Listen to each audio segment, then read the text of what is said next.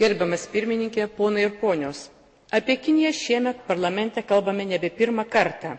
Diskutuojant apie tekstilės būklę po 2005 metų, komisaras Louis Michel išsakė savo požiūrį, kad tekstilės sektoriaus ir matyt kitų Europos pramonės šalių sektorių nuosmukio, galimo žlugimo priežastis yra pačių šalių nesugebėjimas valdyti savo ekonomikas. Jos nesugebėjo iškelti savo gamybos į pigios darbo jėgos šalis.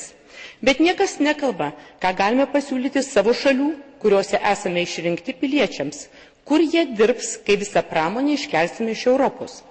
Ponios Lukas pranešime praktiškai neaptariamos prekybos su Kinija pasekmės ES valstybių narių ekonomikai. Pranešime didžiulis dėmesys skiriamas besivystančioms šalims, kurios kenčia nuo Kinijos ekspansijos į pasaulio tekstilės rinkas. Net visas pranešimo skyrius skiriamas Kinijos socialiniams problemoms, atlyginimų didinimui, gerbūviui, kas iš esmės yra šalies vidaus reikalas, turint omenyje dar ir tai, kad pati ES neturi bendros socialinės politikos, kiekviena valstybė pati rūpinasi savo darbuotojų atlyginimais, jie ES valstybėse yra skirtingi ir kai kuriuose net labai žemi ir yra piliečių gyvenančių žemiau skurdo ribos. Ką turėtume daryti mes Europos Sąjungoje, kad rastume tinkamą atsaką į globalios ekonomikos keliamus iššūkius?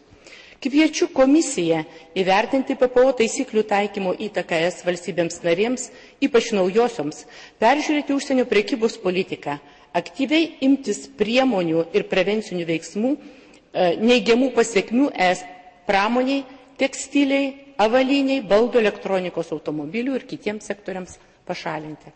Tačiau svarbiausia, atlikusias pramonės būklės analizę, parengtės pramonės vystymosi ilgalaikės prognozės iki 2030–50 metų, identifikuojant sritis, kuriuose gamintojai galėtų būti konkurencingais, pateikti pramoniai rekomendacijų apie ateities sektorius, į kuriuos reiktų pradėti investuoti jau dabar.